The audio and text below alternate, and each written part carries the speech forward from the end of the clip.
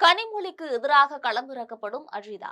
அப்படினா தூத்துக்குடியில் தாவைக்க இறக்கிவிட போகும் அந்த துருப்பு சீட்டு இவர்தானா என்ற கேள்வி பரபரப்பாக கிளம்பி இருக்கக்கூடிய இந்த சூழ்நிலையில என்னத்தான் தூத்துக்குடியில் அரசியல் சூழ்நிலை என்பதனை குறித்து ஜெம் தொலைக்காட்சி வழங்கும் இந்த சிறப்பு செய்தி தொகுப்பில் இப்போது பார்க்கலாம்.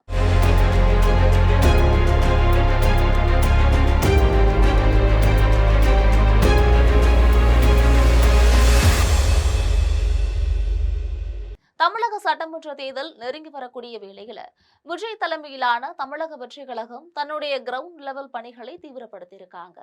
குறிப்பாக பார்த்தோம் என்றால் தூத்துக்குடி மாவட்டத்தில் கட்சியின் கட்டமைப்பு பணிகள் தற்போது அரசியல் நோக்கர்களோட கவனத்தை ஈர்த்துள்ளதாக தெரிகிறது. அந்த தொகுதியில் தாவைக்கு நிலவரம் இப்போது பரபரப்பையும் கிளப்பியிருக்கு. தூத்துக்குடி மாவட்டத்தை பொறுத்த வரைக்கும் பாத்தீங்கன்னா தொழிலாளர்கள், மீனவர்கள் மற்றும் நடுத்தர வர்க்கத்தினர் அதிகம் வாழக்கூடிய பகுதியாக இருக்குது. இங்கதான் தாவேக்கு தற்போது பூத் கமிட்டி அமைக்கிறதுல தீவிர கவனமும் செலுத்தி வர்றதா தெரியுது. ஒன்றியம், நகராட்சி, பேரூராட்சி என அனைத்து நிலைகளிலும் ஒவ்வொரு மாவட்டத்திற்கும் பொறுப்பாளர்களும் நியமிக்கப்பட்டு வர்றாங்க. இந்த தொகுதியை பார்த்தீங்கன்னா திமுக, அதிமுக என இரும்பெரும் திராவிட கட்சிகளின் கோட்டையாக தான் விளங்குது. இந்த தொகுதியில காலூன்ற தாவேக்க கடலோர கிராமங்கள்ல மீனவர் ஆதரவை ஒருங்கிணைப்பதும், நகர்ப்புறங்கள்ல இளைஞர் சக்தியை திரட்டுவதும் போன்ற உத்திகளை கையாண்டு வரதா தெரியுது. மேலும் இந்த தொகுதியில் இருக்கக்கூடிய முக்கிய பிரச்சனையான ஸ்டெர்லைட் விவகாரம், துறைமுக வளர்ச்சி மற்றும் வேலைவாய்ப்பு போன்ற உள்ளூர் வாழ்வாதார பிரச்சனைகளை முன்வைத்துதான் தன்னுடைய பிரச்சாரத்தையும் வடிவமைத்து வர்றாங்க. கட்சி ஒருபுறம் வளர்ச்சி பாதையில நகர்ந்தாலும் தூத்துக்குடியை சேர்ந்த அஜிதா அக்னல் விவகாரம் தாவேக்கவிற்கு உட்கட்சி ரீதியாக பெரும் சவாலாக உருவெடுத்ததா சொல்றாங்க. கட்சியின் ஆரம்பகால உழைப்பாளராக அறியப்பட்ட அஜிதா தனக்கு மாவட்ட செயலாளர் பதவி வழங்கப்படாததை கண்டித்து பனையூரில் கட்சி தலைவரின் காரை மறித்து போராட்டத்தில் ஈடுபட்டதும், அதனைத் தொடர்ந்து அவங்க மேற்கொண்ட தற்கொலை முயற்சியும் சமீபத்துல பெரும் அதிர்வலைகளை ஏற்படுத்தி இருந்துச்சு. ஆனால் தாவேக்க தலைமை தரப்பிலோ அஜிதா மீது சுமத்தப்படக்கூடிய நிதி வசூல் புகார்கள் மற்றும் ஒழுங்கீன குற்றச்சாட்டுகளே அவருக்கு பதவி மறுக்கப்பட்டதற்கான காரணமாகவும் கூறப்படுது.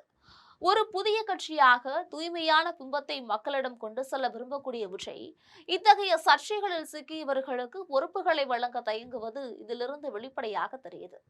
அரசியல் முதிர்ச்சியை விட உணர்ச்சி வசப்பட்டு எடுக்கப்படக்கூடிய முடிவுகள் அனைத்தும் அஜிதா போன்ற நிர்வாகிகளோட எதிர்காலத்தையே கேள்விக்குறியாக்கிவிடும் என்கிறார்கள் அரசியல் நிபுணர்கள்.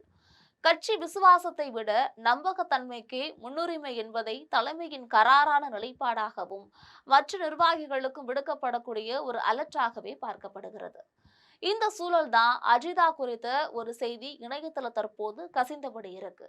அதாவது உடல் நலம் தேறி மீண்டும் கட்சி பணிகளில் ஈடுபட்டு வருகிறாராம் அஜிதா. மேலும் தூத்துக்குடி தொகுதியில போட்டியிடவும் விருப்ப மனு அளிச்சிருக்காங்கன்னு தகவல்கள் தெரிவிக்கின்றன. இது எந்த அளவுக்கு உண்மை என்று தெரியவில்லை. ஏனென்றால் அதிகாரப்பூர்வமான தகவல்கள் எதுவுமே இது குறித்து வெளிவரவில்லை. இது பற்றி அரசியல் விமர்சகர்கள் கருத்து கூறும்போது, தூத்துக்குடியில் அஜிதா அக்னல் இழந்த நம்பிக்கையை மீண்டும் பெற்று தன் மீதான புகார்களை துடைத்தெறிந்தால்தான் 2026 தேர்தலில் அவருக்கு போட்டியிட வாய்ப்பு கிடைக்கும். இல்லை என்றால் அது எட்டாக்கனியாகவே இருக்கும் அப்படின்னு சொல்றாங்க. இந்த நிலையில தான் அதிமுகவின் சீத செல்லப்பாண்டியன் சமீபத்துல செய்தியாளர்களிடம் பேசும் பொழுது எடப்பாடி பழனிசாமியின் ஆசிர்வாதத்துடன் அதிமுக மீண்டும் தூத்துக்குடியில் போட்டியிடும் என்றும் கூறியிருந்தார். இது ஒரு புறம் இருக்க, தூத்துக்குடி என்றாலே கனிமொழி, கருணாநிதியையே தங்களின் வேட்பாளராக களமிறக்கும் என்பது திமுக வட்டாரத்து நிலைப்பாடாக பார்க்கப்படுவதாகவும் ஒரு பக்கம் சொல்றாங்க. அப்படி ஒருவேளை கனிமொழி களமிறங்கினால் தாவேக்க தூத்துக்குடி தொகுதியை எப்படி சமாளிக்க போகிறதோ என்பதும் பெரிய எதிர்பார்ப்பாகவே இருக்கிறது. தாவேக்க கட்சியின் மிக பெரும் பலமே அதன் இளைஞர் பட்டாளமும் ரசிகர் மன்ற கூட்டமைப்பும் தான். ஆனால் அஜிதா அக்னல் போன்ற உட்கட்சி விவகாரங்களை தலைமை எவ்வாறு கையாள போகிறது என்பதை பொறுத்தே பொதுமக்களிடையே கட்சியின் மீதான நம்பகத்தன்மை உயர்வதற்கான வாய்ப்பாக இருக்கும். தூத்துக்குடியில் தாவேக்க ஒரு அரசியல் சக்தியாக உருவெடுக்க வேண்டுமானால் சர்ச்சைகளை தவிர்த்து ஆக்கப்பூர்வமான மக்கள் பணிகளில் கவனம் செலுத்த வேண்டியது மிகவும் அவசியம். தூத்துக்குடியில் என்னதான் நடக்கப் போகிறது என்பதை பொறுத்திருந்தே பார்ப்போம். நேயர்களே, இது போன்ற இன்னும் பல அரசியல் நிகழ்வுகளை தெரிந்து கொள்ள நம்முடைய ஜெம் தொலைக்காட்சியுடன் எப்பொழுதும் இணைப்பில் இருங்கள். நன்றி.